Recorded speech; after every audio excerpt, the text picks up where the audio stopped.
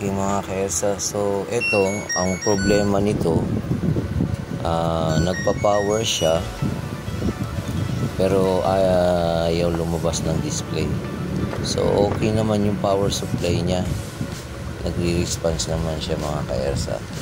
Ang problema niya, pag pinower on ayaw mag-display. So ito dinala natin sa shop. After natin to ma-repair, i-test na natin to ngayon mga kaelsa. So plug muna natin. Okay, yan, test natin yung power. Yun, may display na siya mga kaelsa. So ready for deploy na to mga kaelsa. Okay na yung display na. Ay, inform natin si client. Okay, thank you and God bless po.